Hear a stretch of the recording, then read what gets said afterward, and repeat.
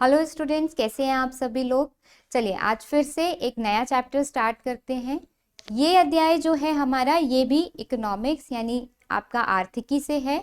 Chapter 3 वैश्वीकरण और भारतीय अर्थव्यवस्था। इसके कुछ मुख्य मुख्य जो प्रश्न हैं जो अक्सर हमारे पूछे जाते हैं, आज हम फिर से उनको डिस्कस करेंगे। ठीक, तो देखते हैं सबसे पहला प्रश्न। चलिए, पहला प्रश्न यहाँ पे हमसे पूछा गया है, बहुविकल्पी प्रश्न है, 1 नंबर का आपका प्रश्न होगा। और यहाँ पे हमसे पूछ रहे हैं बहुराष्ट्रीय कंपनियां द्वारा किए गए निवेश को क्या कहते हैं। जो बहुराष्ट्रीय कंपनियां होती हैं, जो वो निवेश करती हैं विभिन्न विभिन्न देशों में जाके, जो वो निवेश करती हैं, उस निवेश को क्या कहा जाता है। उसका एक नाम है, हमें वही बताना है। क्या उसे उत्पादन कहते हैं, क्या उसे वितरण कहते हैं, क्या उसे विदेशी निवेश कहते हैं, या फिर उसे व्यय कहते हैं। ठीक, बिल्कुल सही सोच रहे हैं आप सभी लोग। इसे कहते हैं विदेशी निवेश। मतलब जो बहुराष्ट्रीय कंपनियां अलग अलग देशों में जाकर के निवेश करती हैं, उसे क्या कहते हैं, विदेशी निवेश कहते हैं। अब यहाँ से एक छोटी सी परिभाषा आप लोग बहुराष्ट्रीय कंपनियों को भी देख लीजिए, ये क्या होती हैं। तो बहुराष्ट्रीय कंपनियां ऐसी कंपनियां होती हैं जो कई देशों में, अलग अलग देशों में उत्पादन का कार्य करती हैं और अलग अलग देशों में उनका स्वामित्व होता है। ठीक, ऐसी कंपनियों को हम क्या कहते हैं, बहुराष्ट्रीय कंपनियां कहते हैं। नाम से भी समझ में आ रहा है हमें। देखिए, बहुराष्ट्रीय, बहु यानी कि एक से अधिक, राष्ट्रीय यानी कि राष्ट्र। जो एक से अधिक देशों में जाकर के उत्पादन करती हैं या फिर उनका स्वामित्व होता है एक से अधिक देशों में, उन कंपनियों को हम क्या कहते हैं, बहुराष्ट्रीय कंपनियां कहते हैं। जैसे कि आपकी नोकिया, जैसे कि आपकी जितनी भी जो ये आपके वाहन बनते हैं ऑटोमोबाइल वाले, मारुति सुजुकी हो गया, टाटा मोटर्स हो गया, ये सब क्या है, बहुराष्ट्रीय कंपनियां हैं। ठीक, समझ में आ गई दोनों बातें। इनके द्वारा किए गए निवेश को विदेशी निवेश, और बहुराष्ट्रीय कंपनियां क्या होती हैं, ये भी हमने देख लिया। ठीक है, चलते हैं अगले प्रश्न की ओर। देखिए, अब दूसरा प्रश्न हमसे पूछा गया है, ये भी बहुविकल्पी प्रश्न है। पूछा जा रहा है, विश्व व्यापार संगठन की स्थापना कब हुई। एक नया संगठन, अब हमारे सिलेबस में एक और संगठन आ गया। अब तक हम 2-3 संगठन देख चुके हैं, 4 संगठन देख चुके हैं हम। एक हमने देखा था विश्व बैंक, एक हमने देखा इसके बाद अंतरराष्ट्रीय मुद्रा कोष। इन दोनों को क्या कह रहे थे हम, ब्रिटेन वुड कह रहे थे, ब्रिटेन वुड संस्थान कह रहे थे। कब बने थे, 1944 में बने थे। इसके बाद अभी कल ही एक जो अध्याय मैंने कराया था, उसमें हमने क्या देखा था, संयुक्त राष्ट्र विकास कार्यक्रम, एक ये देखा हमने।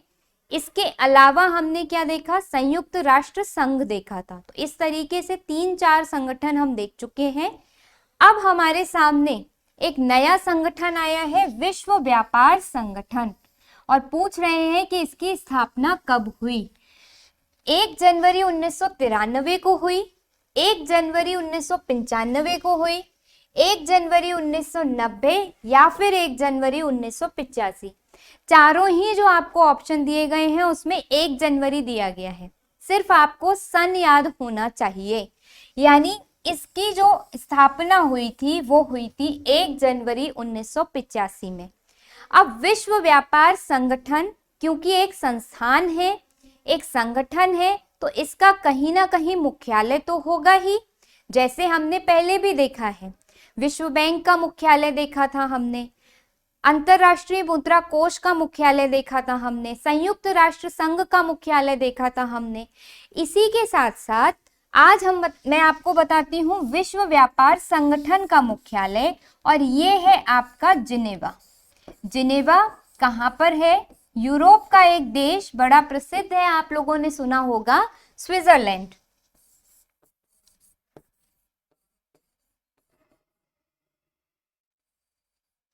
स्विट्जरलैंड आपका यूरोप का एक देश है, और इसमें एक जगह है जिनेवा, और वहीं पे मुख्यालय है विश्व व्यापार संगठन का। हमें पता चल गया स्थापना कब हुई, हमें पता चल गया मुख्यालय कहाँ पर है। अब हमें ये जानना है काम क्या है इस विश्व व्यापार संगठन का। विश्व व्यापार संगठन का काम है कि जो देश, विभिन्न देश जो आपस में व्यापार कर रहे हैं, उनके व्यापार को बढ़ावा देना और उनके व्यापार को सुचारू रूप से जारी रखना, जिससे कि एक देश दूसरे देश के साथ में आसानी से व्यापार कर सके, पारदर्शी रूप से व्यापार कर सके और पूरे देश, वर्ल्ड में जितने भी या विश्व में जितने भी देश हैं, सबको लाभ हो सके।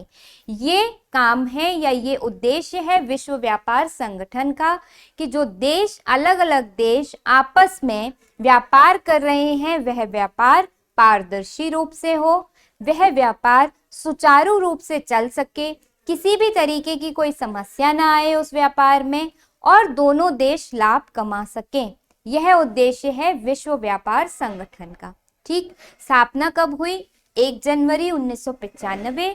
कहाँ पे? मुख्यालय है जिनेवा, स्विट्जरलैंड में। इन चारों बातों को आप लोग याद रखेंगे। चलते हैं अगले प्रश्न पर। देखिए, अगला प्रश्न पूछा गया है, वैश्वीकरण ने जीवन स्तर के सुधार में सहायता पहुंचाई है। वैश्वीकरण ने जीवन स्तर के सुधार में सहायता पहुंचाई है। सभी लोगों का जीवन स्तर सुधरा है क्या वैश्वीकरण से? क्या वैश्वीकरण से विकसित देशों के लोगों का जीवन सुधरा है? क्या वैश्वीकरण से विकासशील देशों के श्रमिकों का जीवन स्तर सुधरा है? या फिर इनमें से किसी का भी जीवन स्तर वैश्वीकरण से नहीं सुधरा? यानी कि जो वैश्वीकरण है, पूछा जा रहा है कि वैश्वीकरण से किसे लाभ मिला है, किसने वैश्वीकरण, मतलब किसने वैश्वीकरण का फायदा उठाया है या किसे वैश्वीकरण का फायदा मिला है। तो इसका उत्तर है आपका विकसित देश के लोगों को। जो विकसित देश हैं, जैसे हमने पिछली क्लास में देखा था, उदाहरण क्या है विकसित देश के? संयुक्त राष्ट्र अमेरिका, संयुक्त राज्य अमेरिका, ब्रिटेन, जर्मनी, जापान, ये सब क्या है? यूरोप के और देश, ये सब क्या है? विकसित देश हैं।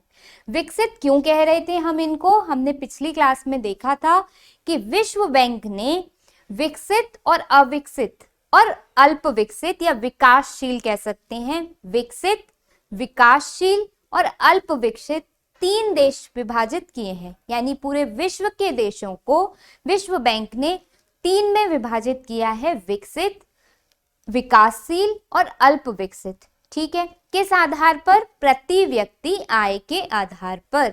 और विकसित देश वे देश हैं जहां पर प्रति व्यक्ति आय अच्छी है, प्रति व्यक्ति आय ज्यादा है, उनके यहाँ पर जीवन का स्तर अच्छा है। हमने देखा था विकसित देश के कुछ विशेषताएं हमने देखी थी, उसमें हमने क्या देखा था? शैक्षिक स्तर उच्च है वहां पे, स्वास्थ्य की सेवाएं बहुत अच्छी हैं वहां पे, परिवहन संचार बहुत अच्छा है वहां पे। तो ये सब विशेषताएं जहां पे हमें मिलती हैं, उन्हें हम क्या कहते हैं? विकसित देश कहते हैं। अब वैश्वीकरण ने किन लोगों के जीवन स्तर को सुधारा है? तो विकसित देशों के जीवन स्तर को वैश्वीकरण ने सुधारा है।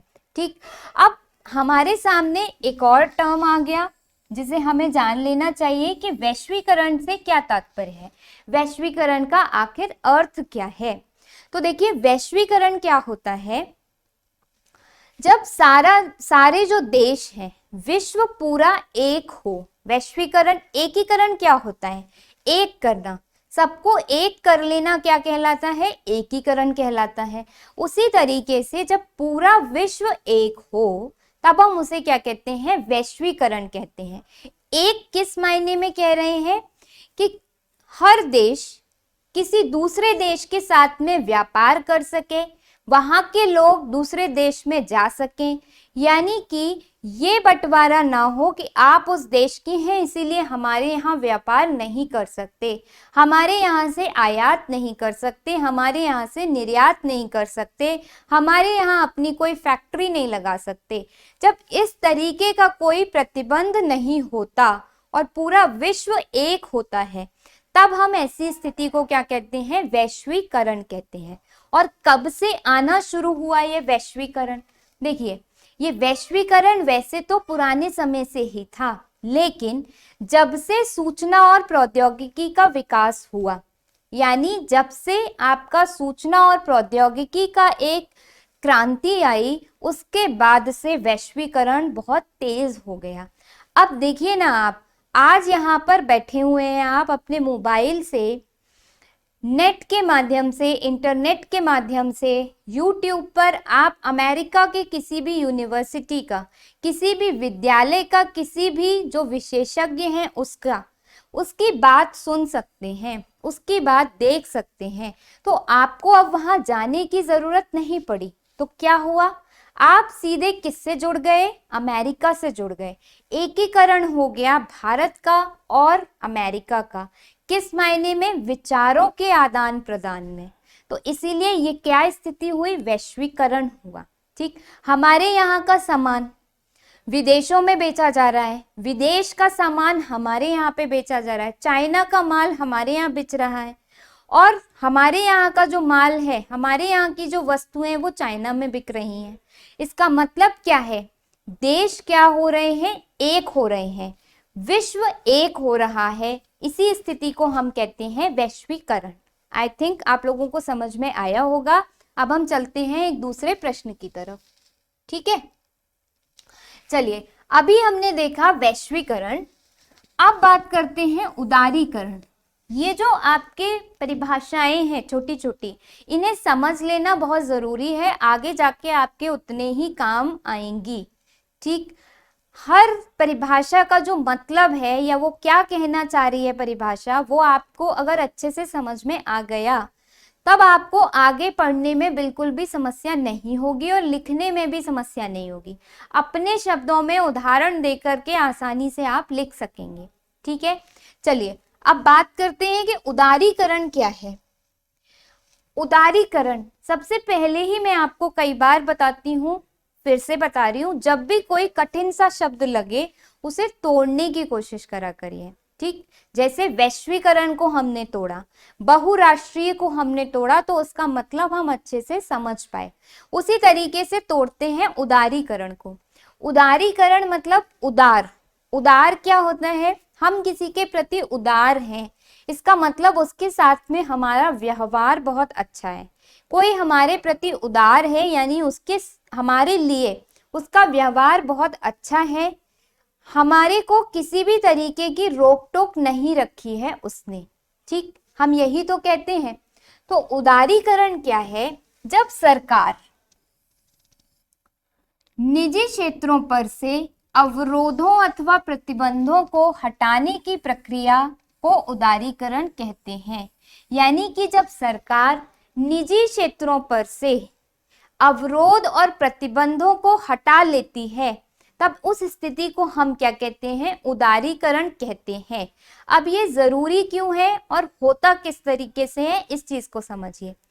उदारीकरण मैंने आपको बताया कि जब सरकार निजी क्षेत्र से अवरोधों प्रतिबंधों को हटा ले, तब उसे हम कहते हैं उदारीकरण। ठीक, जैसे उदाहरण के लिए समझिए कि हमारे यहाँ पर एक कंपनी है टाटा। ठीक, या फिर कंपनी टाटा मत लीजिए, आप लीजिए जैसे कि ओप्पो जिसके मोबाइल आते हैं, या सैमसंग ले लीजिए। चलिए, सैमसंग ज्यादा आप लोगों के लिए परिचित है, आप सैमसंग से उदाहरण के लिए हम ले लेते हैं सैमसंग। सैमसंग का क्या आता है? मोबाइल आता है, हम सब इस्तेमाल करते हैं, ज्यादातर लोग इस्तेमाल कर रहे हैं, सैमसंग का फोन इस्तेमाल करते हैं। अब सैमसंग जो कंपनी है वो कहाँ की है? साउथ कोरिया की। ठीक है ना, सैमसंग कंपनी है साउथ कोरिया की। फोन हम भी इस्तेमाल कर रहे हैं, तो कैसे हो रहा है? साउथ कोरिया की जो कंपनी है सैमसंग, कोई ना कोई तो उसका स्वामी होगा, किसी की कंपनी होगी वो। अब वो कंपनी का स्वामी या जो ओनर है वो हमारे यहाँ आया, प्रधानमंत्री के पास में आया, उसने कहा कि सर हम आपके यहाँ पर एक फैक्ट्री लगाना चाहते हैं अपनी मोबाइल बनाने की, जिससे कि यहाँ के लोगों को भी हम मोबाइल बेच सकें, यहाँ पे हम उत्पादन कर सकें और यहाँ पे हमारे मोबाइल बिक सकें। प्रधानमंत्री जी ने कहा ठीक है, आपको यहाँ पे फोन बनाने की हम अनुमति देते हैं, लेकिन आप पर बहुत सारे प्रतिबंध लगेंगे, क्योंकि आप हमारे देश में बना रहे हो क्या, मोबाइल। तो इसीलिए आपको ये भी देना पड़ेगा, ये वाला टैक्स भी देना पड़ेगा। आप सिर्फ और सिर्फ एक ही ब्रांड के मोबाइल बेच सकेंगे, यानी एक ही मॉडल बेच सकते हैं, दूसरा नहीं बेच सकते, दूसरा प्रतिबंध। तीसरा, आपको हमारे यहाँ के लोगों को रोजगार देना होगा, तीसरा प्रतिबंध। यानी आप जो मोबाइल बनाने की फैक्ट्री खोलोगे उसमें किनको काम पे लगाना होगा, हमारे लोगों को ही लगाना होगा, साउथ कोरिया के लोगों को नहीं लगा सकते, तीसरा प्रतिबंध।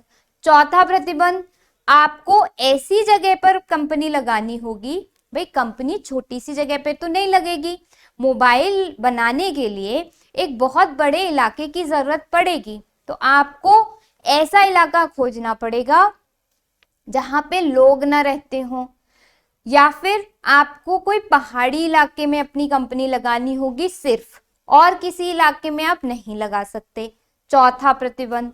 पांचवा प्रतिबंध ये लगा दिया प्रधानमंत्री जी ने कि भाई आप साल में सिर्फ 15,000 मोबाइल ही बना सकते हो, उससे ज्यादा आप नहीं बना सकते, पांचवा प्रतिबंध। छठवा प्रतिबंध लगा दिया कि आपको मोबाइल बनाने की हम आज्ञा देते हैं अपने यहाँ पर, लेकिन आपको क्या करना होगा कि जो जिस इलाके में आप मोबाइल बनाएंगे और जिन लोगों को काम पर रखेंगे उन बच्चों की फ्री आपको एजुकेशन करानी होगी, शिक्षा करानी होगी, छठवां प्रतिबंध।